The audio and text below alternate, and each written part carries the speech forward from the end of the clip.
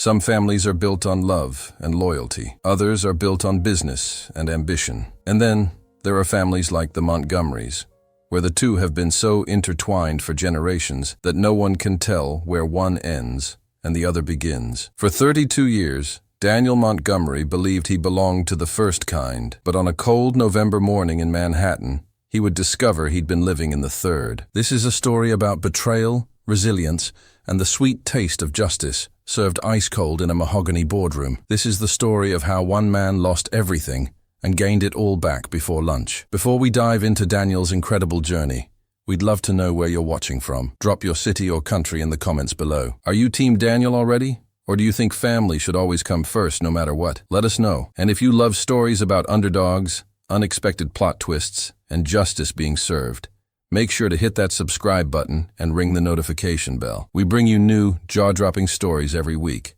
And trust me, you won't want to miss what's coming next. The November rain hammered against the windows of the Starbucks on Lexington Avenue, creating rivers that distorted the early morning traffic outside. Daniel Montgomery sat in the corner booth, his third cup of black coffee growing cold between his hands. His phone buzzed for the 14th time in an hour. His brother, Marcus, he didn't answer. Instead, he stared at the leather portfolio in front of him, the one containing documents that would change everything. 48 hours ago, Daniel had been the VP of operations at Montgomery & Sons, the luxury real estate development firm his grandfather had founded in 1962. 48 hours ago, he'd believed that hard work, loyalty, and family bonds actually meant something. 48 hours ago, he'd been naive. The memory of Friday afternoon still burned. He'd walked into his father's office on the 42nd floor, expecting to discuss the Portland project, the waterfront development he'd spent 18 months planning. Instead, he'd found his father, Robert Montgomery, sitting behind his massive desk with that look, the one Daniel had seen directed at failed contractors and incompetent employees, never at family. "Sit down, Daniel," his father had said, not looking up from the papers he was reviewing. Daniel had sat, feeling suddenly like a child called to the principal's office. "Dad, about the Portland numbers. I think we should—" "You're off Portland," Robert interrupted, his voice flat, administrative. The words hung in the air like smoke from a gun. Daniel felt his stomach drop. "What? Dad, that's my project. I've been working on it since you convinced me to invest $40 million into a property that the city is now rezoning," Robert finished, finally looking up. His eyes were cold, distant, nothing like the man who'd taught Daniel to ride a bike in Central Park or cheered at his Columbia graduation. "The Waterfront Commission announced yesterday they're classifying the area as protected wetlands. The development is dead, Daniel. $40 million gone." "That's not fair," Daniel protested, leaning forward. "Nobody could have predicted that. The surveys were clear. The environmental impact study was approved. This is political, Dad. Someone on the commission got paid off by—" "I don't want to hear excuses," Robert cut him off, his voice rising slightly. "In this business, results matter. Predictions matter. Anticipation matters. You assured me this was a sure thing." "I showed you all the same data," Daniel said, his own voice hardening. "You approved it. The whole board approved it. Marcus was there, Uncle James. Everyone saw—" "Marcus had reservations," Robert said, and there it was, the name Daniel had been dreading. "He expressed concerns about the political climate in Portland. I should have listened to him, of course. Marcus, the golden child, the Harvard MBA, the one who'd somehow never made a wrong move in his entire 35 years. Daniel felt something crack inside his chest. "So what does this mean?" Daniel asked, though he already knew. He could see it in his father's posture, hear it in the carefully measured tone. "The board is meeting Monday morning," Robert said, shuffling papers as if this was just another business transaction. "We're restructuring. Marcus will be taking over your position as VP of Operations. You'll be reassigned to project management." Reporting to him, the room tilted. "You're demoting me. Dad, I'm your son." "And Marcus is my son too," Robert replied. And for the first time, Daniel heard something underneath the businessman veneer. Was it resentment? Disappointment? "You're both my sons, but this is business, Daniel. Montgomery & Sons isn't a charity. It's a legacy. Your grandfather built this from nothing, and I've tripled its value. I won't watch it crumble because I let family loyalty cloud my judgment." "Family loyalty," Daniel repeated, tasting the bitterness of the words. "Is that what you call this?" Robert stood, signaling the meeting was over. "The decision is final. Monday morning, 9 a.m., boardroom. We'll announce the restructuring.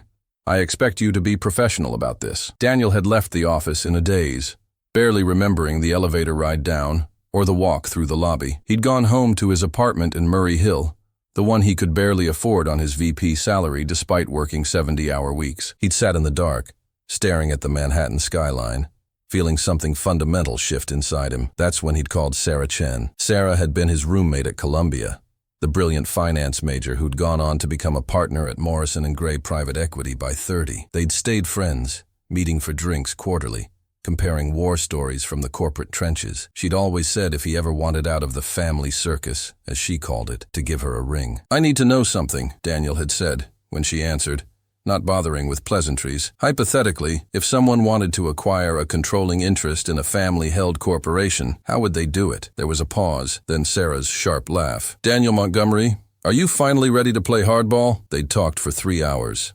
Sarah explained how Montgomery & Sons, despite being family-held, had sold minority stakes over the years to finance various projects. The family controlled 62% of the shares. The remaining 38% was scattered among silent investors, venture capital funds, and a few angel investors his grandfather had brought in during the 80s. Most had been dormant for years, happy to collect dividends, never exercising voting rights. "Here's the thing," Sarah had explained, her voice sharp with the thrill of the chase. "Your father made those investors very nervous with the Portland disaster. $40 million is pocket change for the company overall, but it signals poor judgment. I've heard rumors that some of them are considering selling. If you could acquire just 13% of the outstanding shares, you'd have controlling interest combined with your family stake." "I only own 5%, Daniel said. "My father gave each of us 5% when we turned 21. Marcus has 5, I have 5.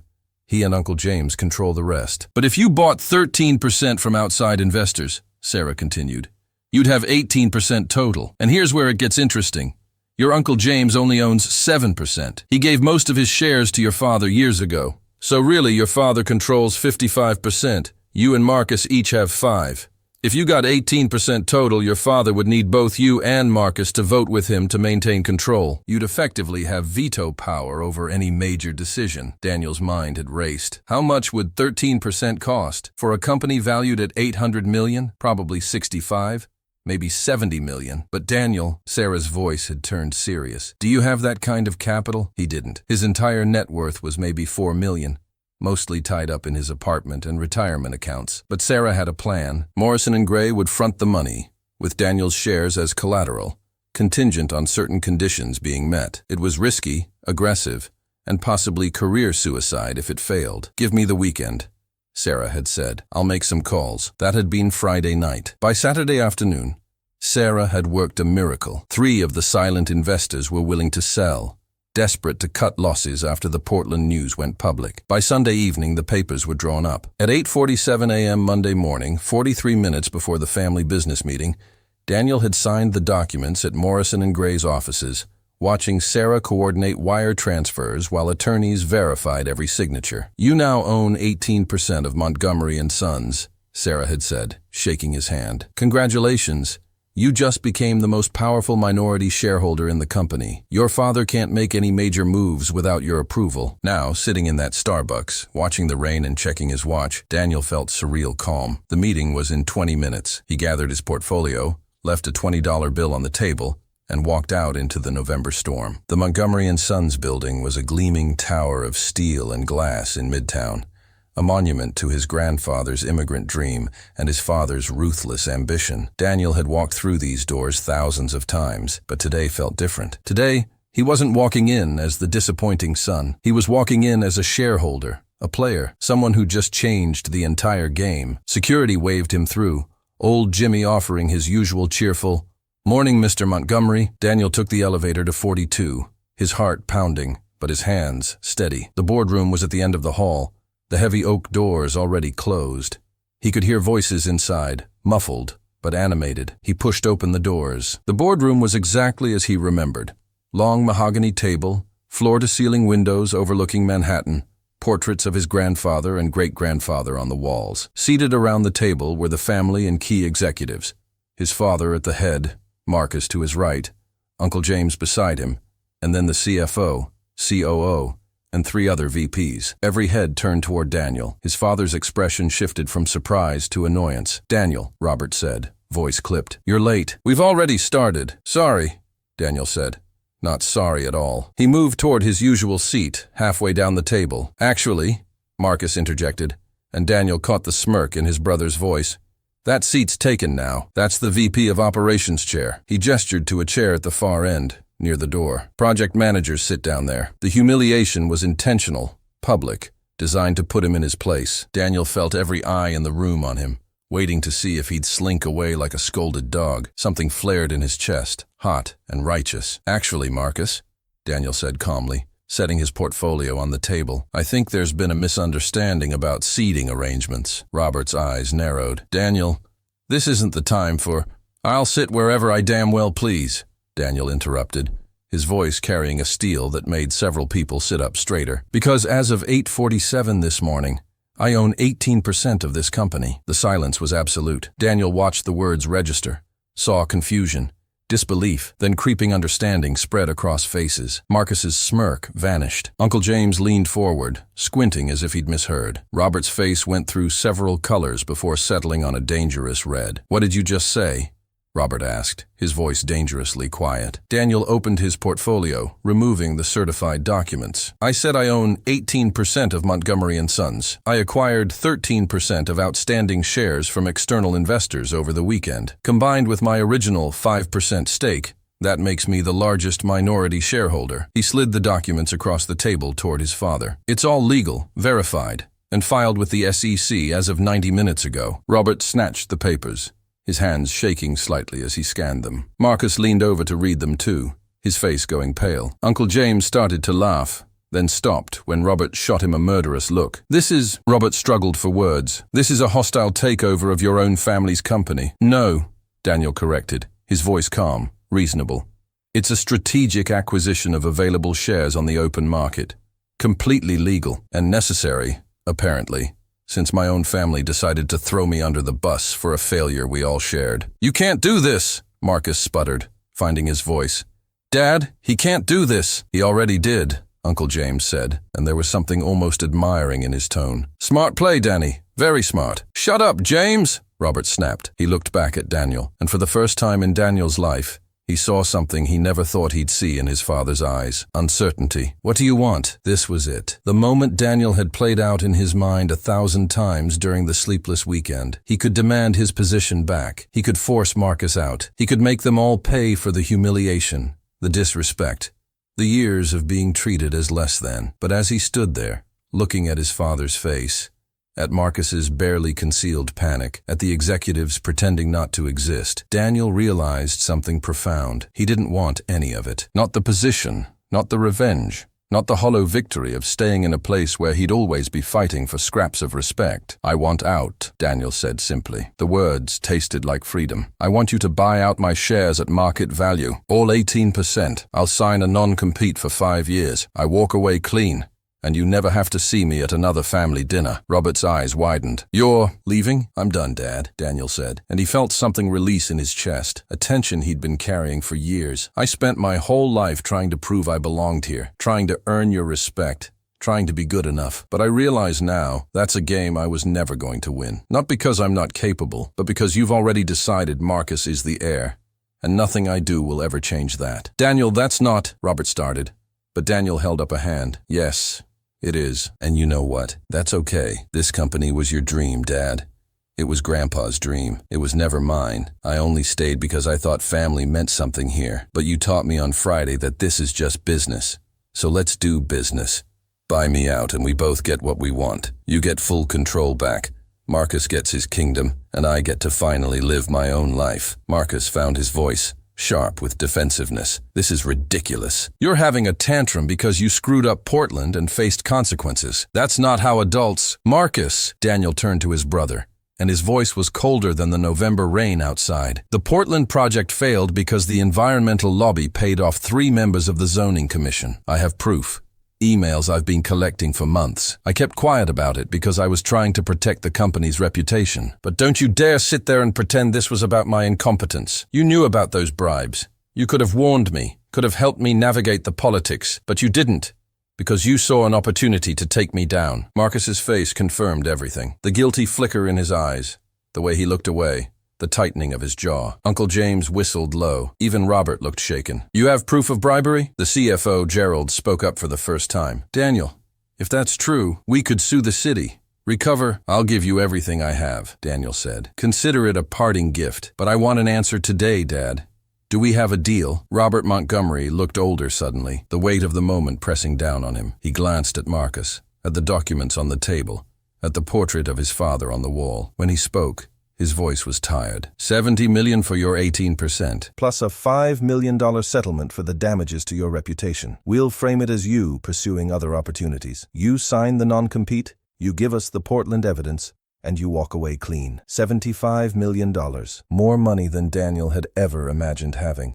Enough to start over, to build something of his own, to never have to prove himself to anyone ever again. Deal, Daniel said. The meeting that followed was a blur of attorney calls, document preparations, and awkward silences. By noon, Daniel had signed away his birthright and received confirmation of a wire transfer that would hit his account within 48 hours. He stood at the boardroom windows one last time, looking out at the Manhattan skyline, the city that had been his entire world. Daniel, his father's voice came from behind him. Robert stood by the door, looking uncomfortable, almost vulnerable. I hope you know this wasn't personal. Daniel turned, and he almost laughed at the absurdity of the statement. Dad, this was the most personal thing that's ever happened between us. That's what makes it so sad. Your grandfather would have done the same thing, Robert said, as if that justified everything. Maybe, Daniel agreed, but I'm not Grandpa, and I'm not you. I'm just me, and that was never good enough for Montgomery and Sons. But you know what? It's going to be more than good enough for whatever I build next. He walked past his father, past Marcus, who couldn't meet his eyes, past Uncle James, who gave him a subtle nod of respect. He took the elevator down for the last time, walked through the lobby, and stepped out into the rain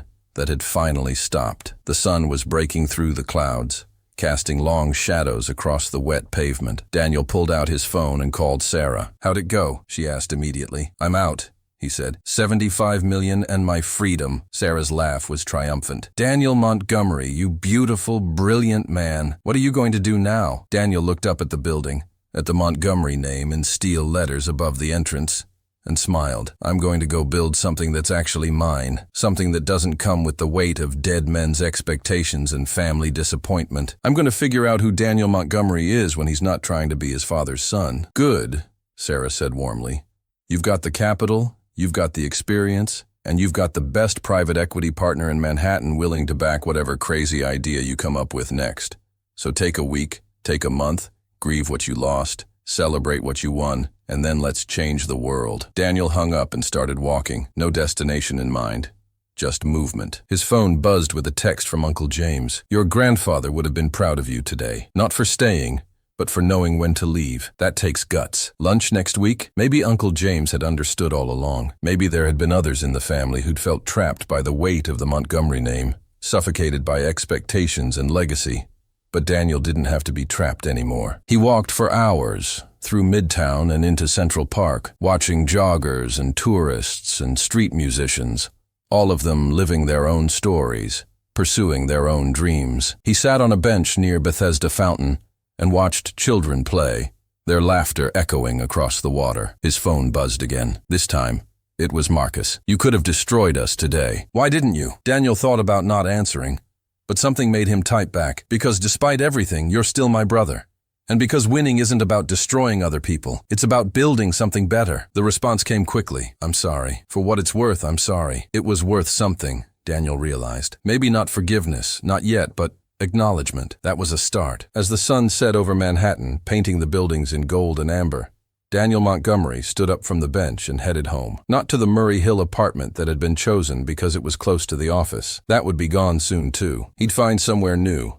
Somewhere that felt like his, not like a waiting room for his real life to begin. He had $75 million, a clean slate, and for the first time in 32 years, absolutely no idea what came next. And that feeling, that terrifying, exhilarating, perfect uncertainty, that felt exactly like freedom. 3 months later, Daniel sat in a different boardroom, this one smaller, more modern, overlooking the Brooklyn waterfront. Across from him sat Sarah and 4 other partners from Morrison & Gray. On the table between them, were plans for Montgomery Development Group, his new venture focusing on sustainable, affordable housing developments in underserved communities. "You're sure about this?" Sarah asked, though the grin on her face said she already knew the answer. "This isn't going to make you as rich as fast as luxury condos for millionaires." "I'm sure," Daniel said. "My grandfather built his fortune giving working-class families a shot at home ownership. Somewhere along the way we forgot that. I want to remember." His phone buzzed. A news alert. Montgomery & Sons faces federal investigation into Portland development bribery scandal. The evidence he'd provided had sparked a full probe. His father would survive. The company would survive, but the scandal would cost them. Not enough to destroy them, but enough to humble them. Daniel closed the alert without reading further. That was their story now, not his. "Let's get to work," he said, and reached for the plans for their first development, a 100-unit complex in Queens for families making under $60,000 a year. It wasn't glamorous. It wasn't the Montgomery legacy. It wasn't what his father would have chosen. It was perfect. Outside the windows, the East River flowed toward the sea, carrying away the old and making room for the new. Daniel Montgomery watched it flow and smiled. He'd spent 32 years trying to fit into someone else's story. Now, finally, he was writing his own, and this time, the only approval he needed was his own. Sometimes the greatest victory isn't conquering your enemies, it's having the courage to walk away from a battle that was never truly yours to fight. Daniel lost his place in the family business, but he found something far more valuable, himself. If this story moved you, inspired you, or made you think differently about family, loyalty, and success, please hit that like button and share it with someone who needs to hear this message. And don't forget, we have incredible stories coming every week. Subscribe and turn on notifications so you never miss one. Remember, your worth isn't determined by your family name, your job title, or anyone else's expectations. Sometimes, the bravest thing you can do is write your own story. See you in the next one. C.